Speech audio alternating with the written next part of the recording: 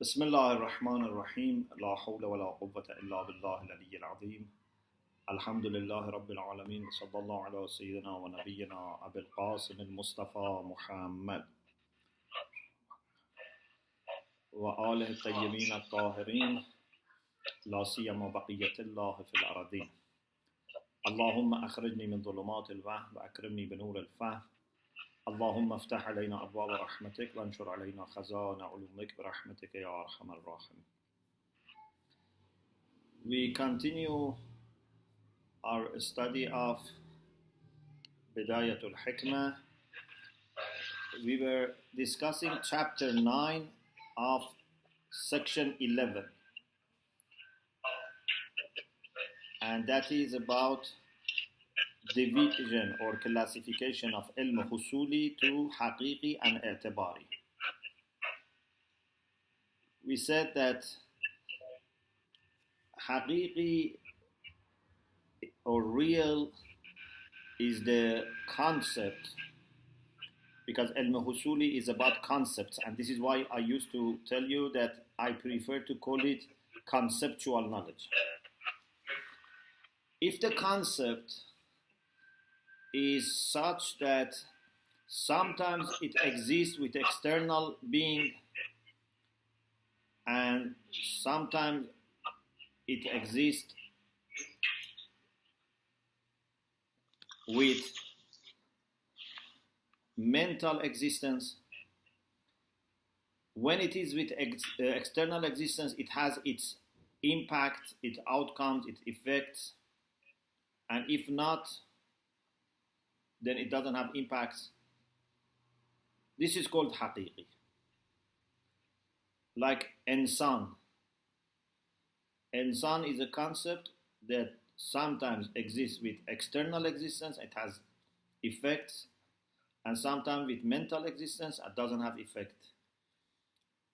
This type is always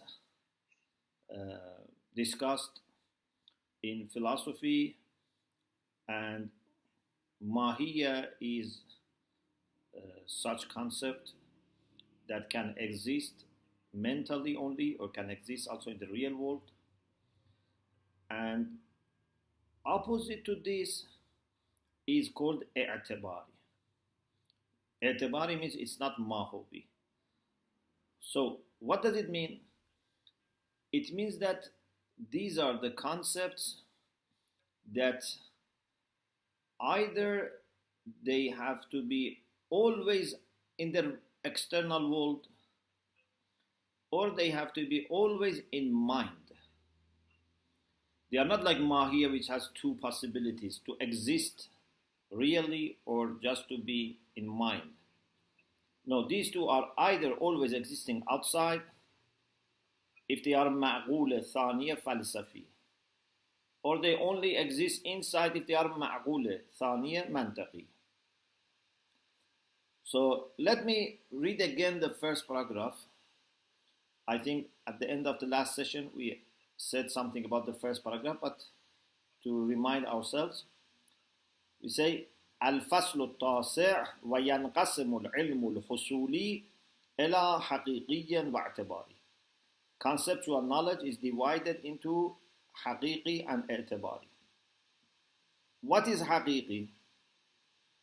حقيقي هو المفهوم الذي يوجد تارة بوجود خارجي فيترتب عليه آثاره، وتارة بوجود ذهني لا يترتب عليه آثاره. حقيقي is the concept that sometimes exists with external existence, so its effects follow. They exist. If it's fire, it has heat. If it is ice, it has cold temperature. But if it's in the mind, it doesn't have heat. Fire in the mind doesn't have heat. Ice in the mind doesn't have cold. A human being in the real world can walk, can grow, can think, can occupy a place, can hit another object.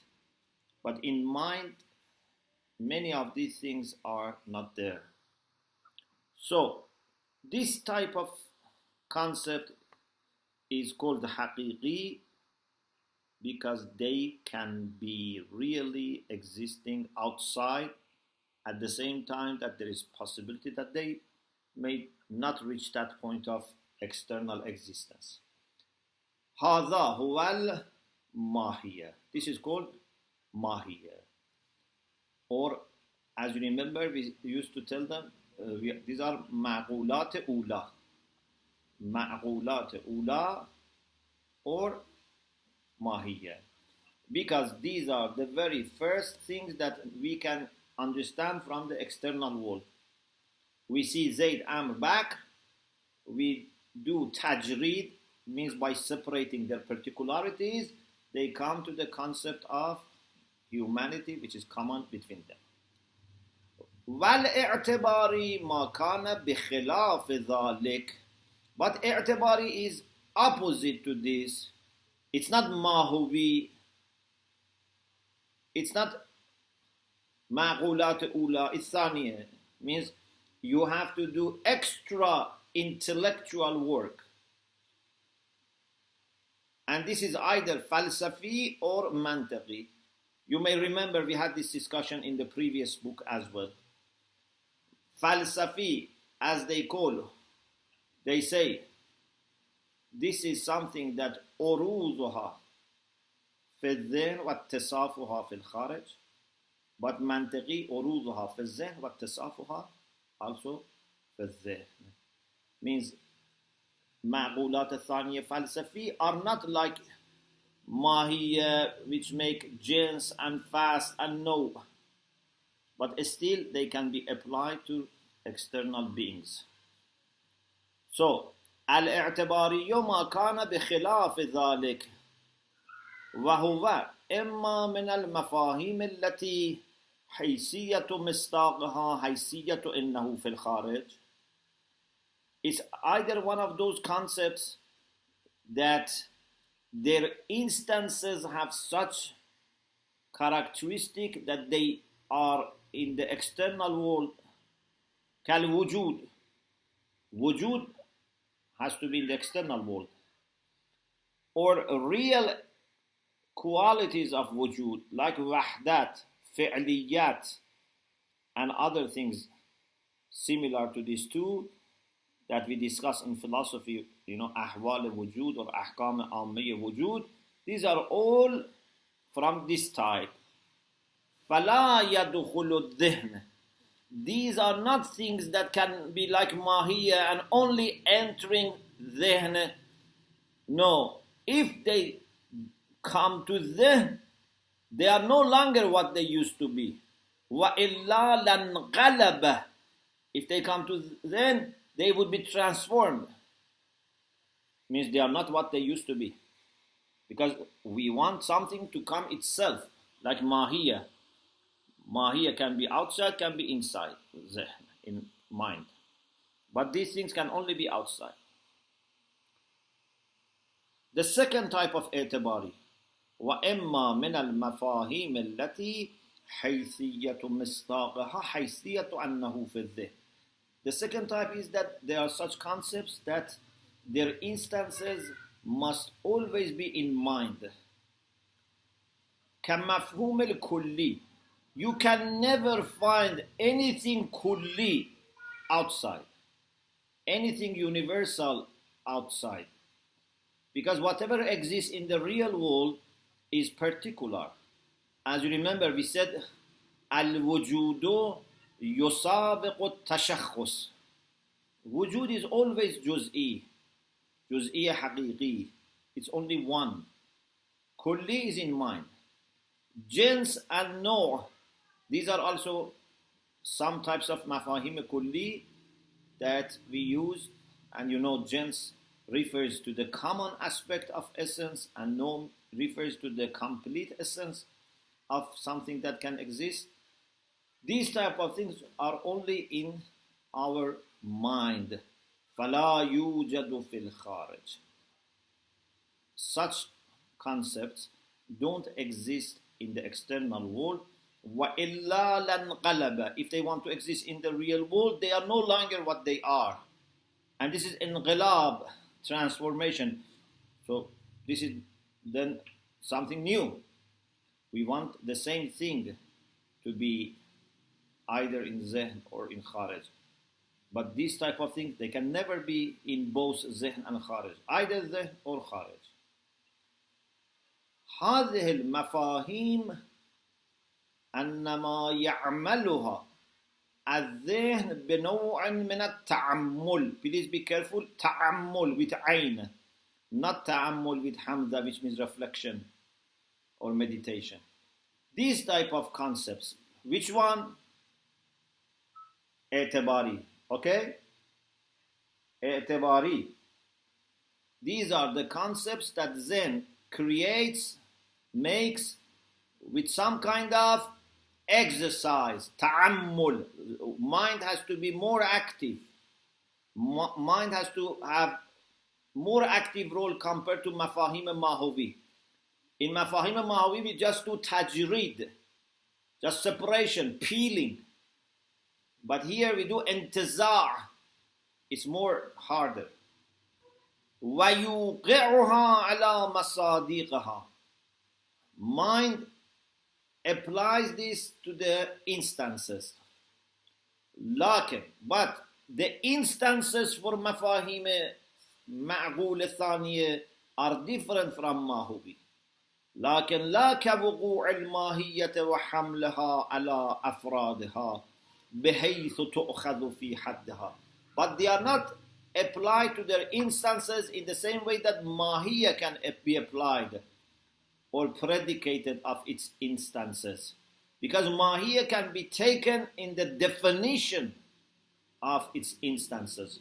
Mahiyya is either jins or fast or no. But ma'qulat al-thani are neither jins nor fast nor no. So now we can understand few things. وَمَمَّا تَقَدَّمَ يَظْهَرُ أَوَّلًا. From what has been discussed, few things will be clear. One, أَنَّمَا كَانَ مِنَ الْمَفَاهِيمِ مَحْمُولًا عَلَى الْوَاجِبِ وَالْمُمْكِنِ مَعًا كَالْوُجُودِ وَالْحَيَاةِ فَهُوَ اعْتِبَارِيٌّ. Very good point, and it's not difficult to understand. If you have any concept that can be applied to both wajibul wujud and mumkinul wujud, this is not mahubi, because wajibul wujud has no mahiyya. So any concept, please remember, any concept that you can apply to creatures, to contingent beings, and to Allah subhanahu wa ta'ala, this cannot be mahiyya, because Allah doesn't have mahiyya. The concept of wujud, we say al-insanu mawjudun, Allah mawjudun. So wujud cannot be mahiyya, because if wujud was mahiyya, then it means that Allah should have also jins or fast or no. Life the same. We say Allah is alive, we are alive. So alive cannot be mahubi. So any mafhum, any concept which is predicated of both wajib and mumkin, like being and life, فَهُوَ اعْتِبَارِيٌّ. It's اعتباري. وَإِلَّا لَكَانَ الْوَاجِبُ ذَا مَاهِيَّةً تَعَالَى عَنْ ذَلِكَ. Otherwise, wajib also had to have mahiyya. May Allah be glorified. Allah doesn't have mahiyya. Mahiyya is only for mumkinat. Yes, we said mahiyya can be used in a broader sense. That is another usage. Ma bihi shay huwa huwa. If you mean by mahiyya something else, what makes identity of something, then that can be used for Allah subhanahu wa ta'ala. And in that case, Allah's mahiyya is His wujud. Al-haqqu mahiyyatuhu an-niyyatu. Inshallah, we will discuss this later. But mahiyya in its normal sense cannot be applied to Allah subhanahu wa ta'ala.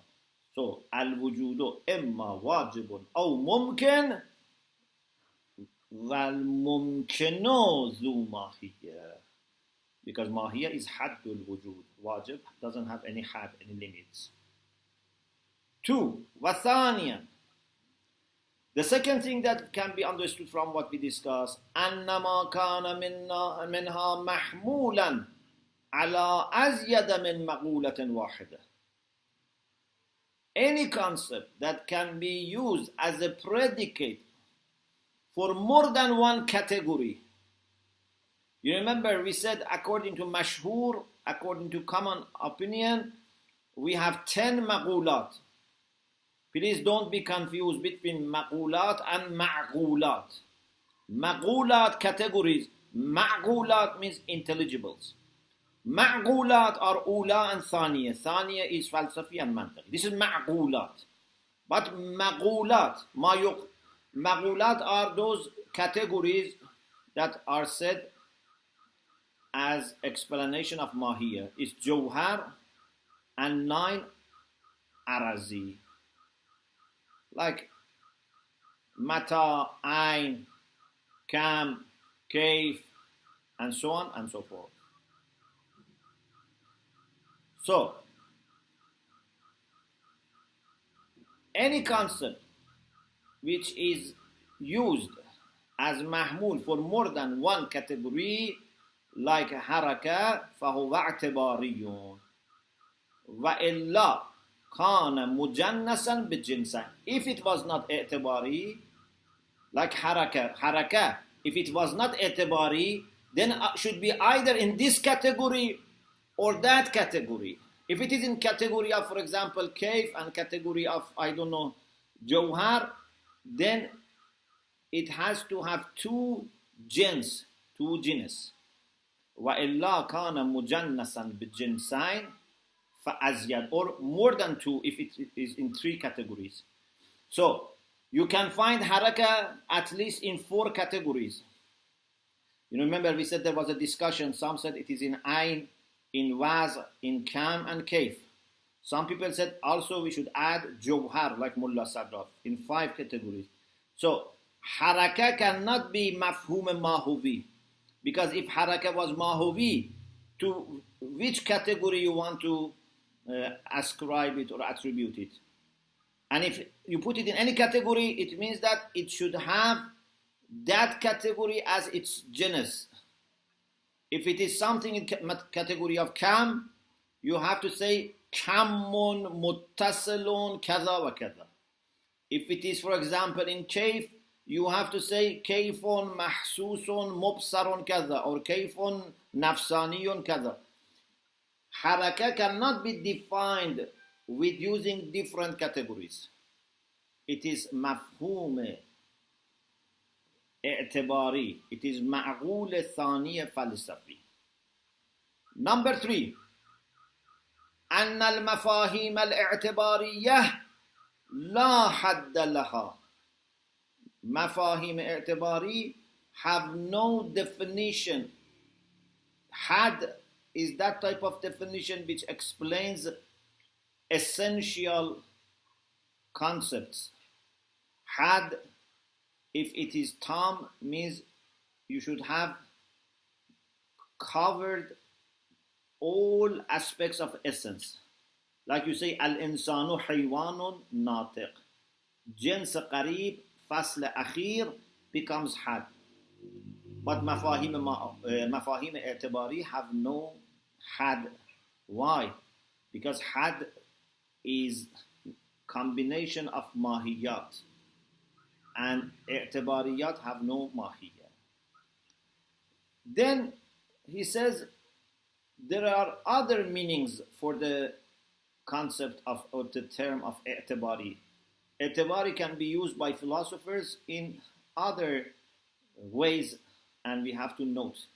For example, when we use i'tibari as opposite to asil, we say, is wujud asil and mahiyya i'tibari, or is mahiyya asil and wujud i'tibari? I'tibari, there is one usage of the term i'tibari, which means what is the thing that is not really making something what it is.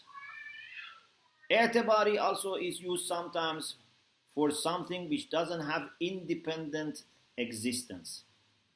Ma laysa lahu wujudun munhaz. It doesn't have independent existence. Opposite to what has independent existence. For example, relations. Relations exist through the existence of their sides. If you have relation of causality, for example, if you have relation of parenthood, any relation between two things or more, the relation doesn't exist independent from its parts or sides.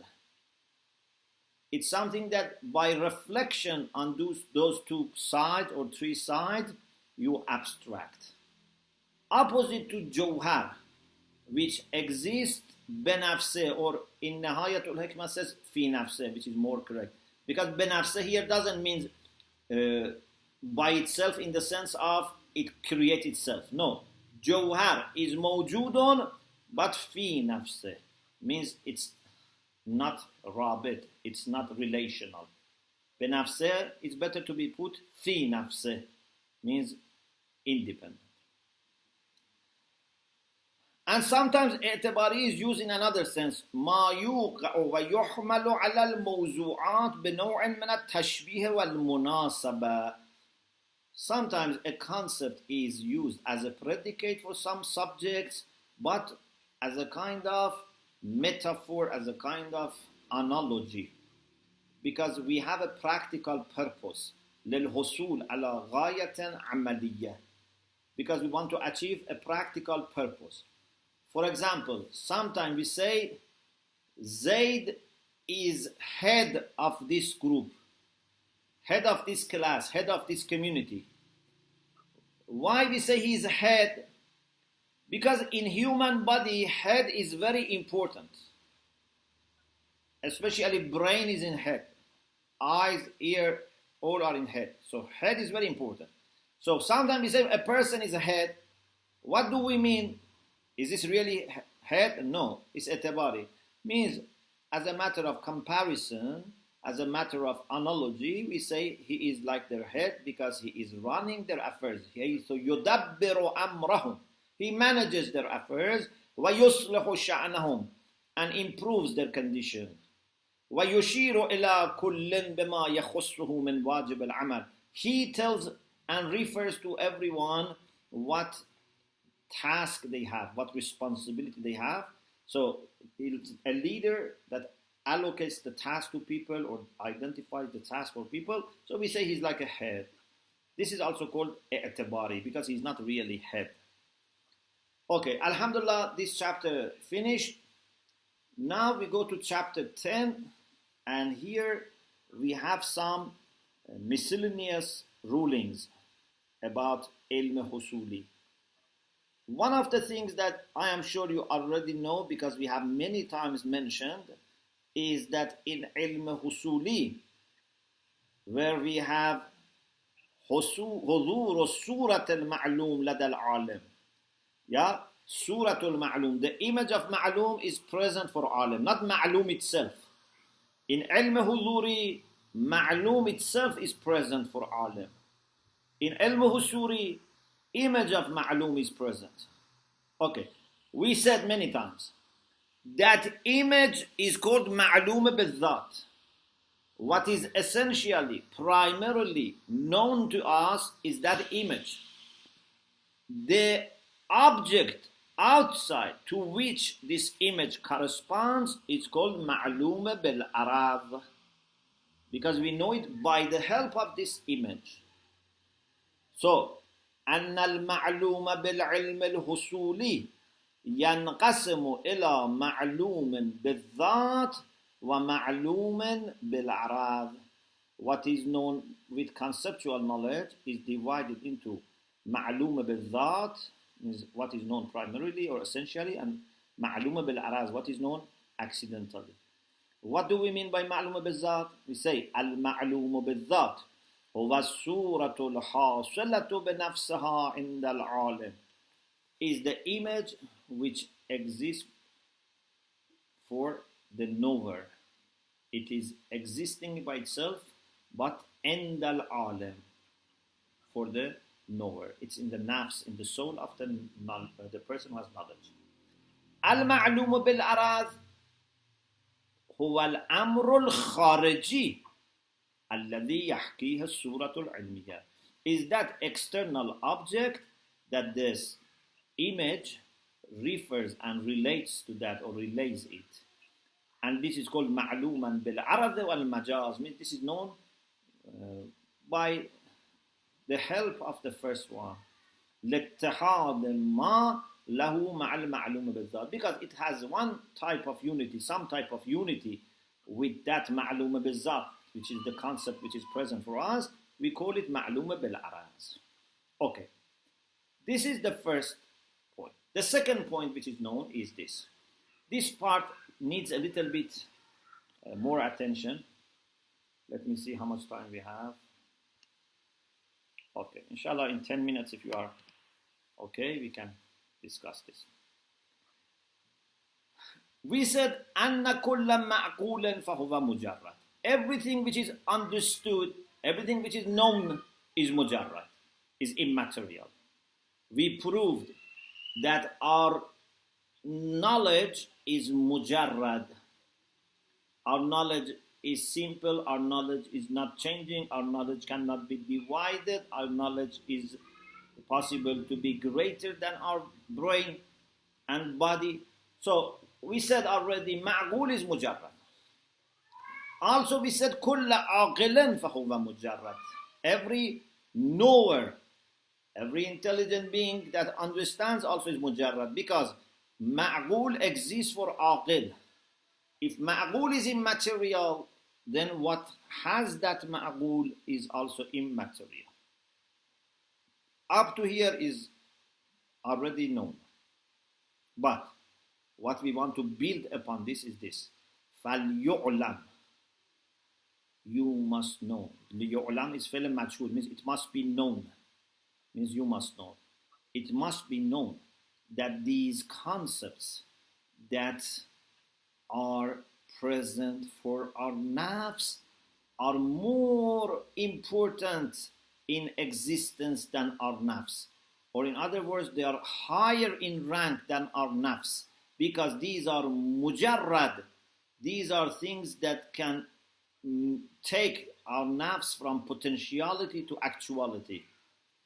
It is true that our nafs in essence is mujarrad, but our nafs is very much surrounded by potentialities. And this is why our nafs needs lots of help, lots of assistance from body. Because in our actions we depend on physical world. Although our nafs in essence is mujarrad. فَلْيُعْلَمْ أن هذه المفاهيم الظاهرة للقوة العاقلة. These concepts which are present and appear to the intelligent or rational faculty التي تكتسب بحصولها لها الفعلية. These images that because of their existence our intellectual faculty gets actuality, because these are mujarrad, فهي أقوى وجودا من النفس العاقلة. These are stronger in their existence from nafs which understands them. Because nafs tastakmilu biha. Nafs is trying to become more and more perfect with these things. These are actuality for nafs. التي تستكمل بها means النفس عاقلة التي تستكمل بإن صور وآثار إن صور. آثار for these images which depend on them. فهي في الحقيقة. This is very important. Please just listen very carefully, 2-3 minutes. These صور in reality are موجودات مجردة.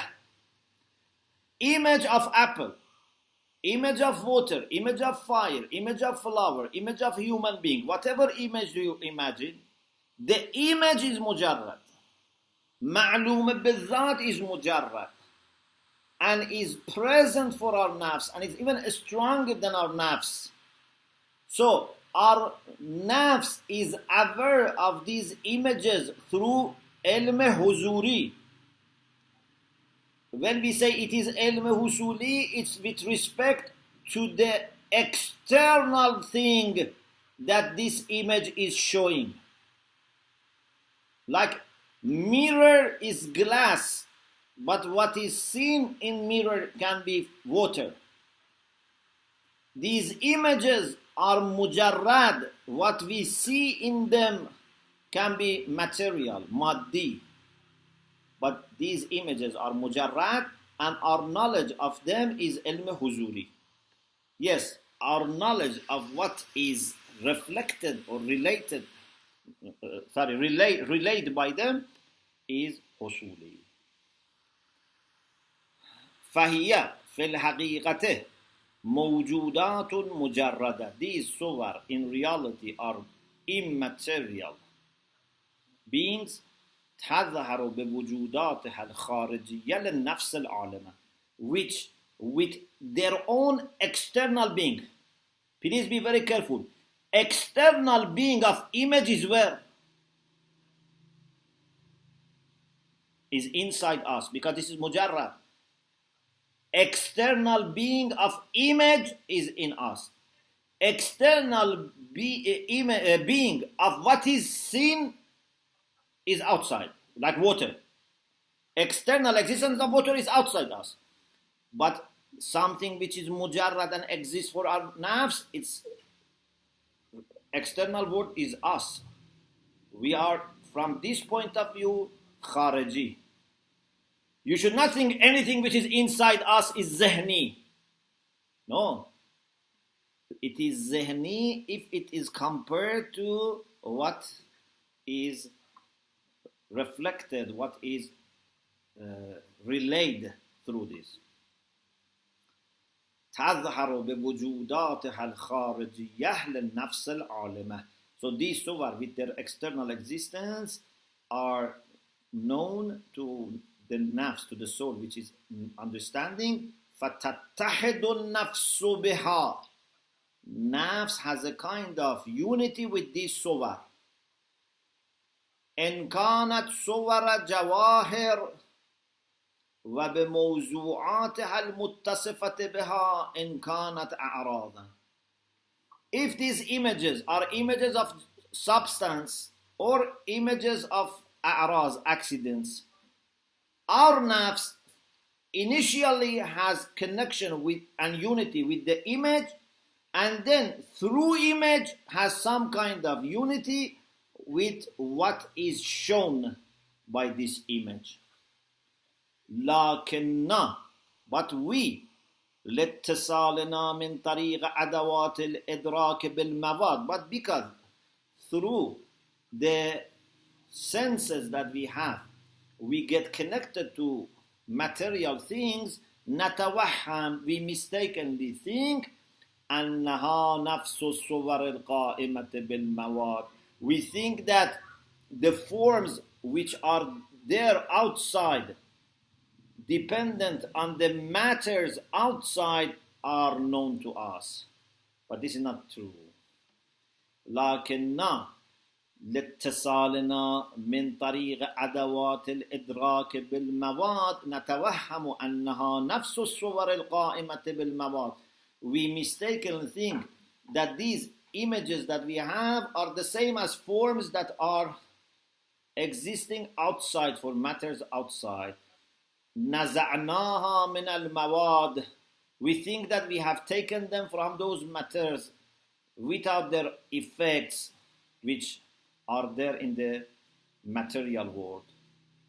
فصارت وجودات ذهنية للأشياء لا يترتب عليها آثارها. Then we think that those have come to our mind as mental existence without athar. But the reality is that these are present for us and they are known to us, they are immaterial, and what is outside never comes to our mind. فقد تبين بهذا البيان أن العلوم الحصولية في الحقيقة علوم حضورية. So from this it becomes clear that conceptual knowledge in reality is knowledge by presence. But please be careful. What is knowledge by presence? Knowledge of the image, not knowledge of what is inside image, or reflected in image. That is remaining husuli. I hope no one misunderstands this lesson. Ilm husuli is correct. But with every ilm husuli, there is ilm huzuri as well. But the different things. Wabana Aizan, it has also become clear. أن العقول المجردة عن المادة لا علم حصوليا عندها. Those intellects that have no matter, they are immaterial, they don't have conceptual knowledge. Why? Because they are totally disconnected from madde in essence and fi'l. Nafs has ilm husuli, but uqul, not aql insan, not human intellect. When we say here uqul mujarrade, we mean those intellects which are higher than us. We said Jawhar is 5. Yeah? Jawhar is 5. Aql, nafs, just madde surat. We are talking about aql. For example, uqul asharat, Mashayin had the idea that there are 10 intellects. So that aql, which is immaterial, has no ilm husuli because they don't have mind, they don't have images, they don't have concepts. They are totally disconnected from madde in essence and fi'l. The same is with Allah subhanahu wa ta'ala. Allah doesn't have ilm husuli. Allah doesn't have mind or concepts like us. So, alhamdulillah, this also finished. Inshallah, in the next lesson, we talk about chapter 11, which is about the fact that not only everything which is aqil is mujarrad, but also everything which is mujarrad is aqil. Anything which is immaterial has understanding. Inshallah, we continue this next session. Alhamdulillah, Rabbil Alameen.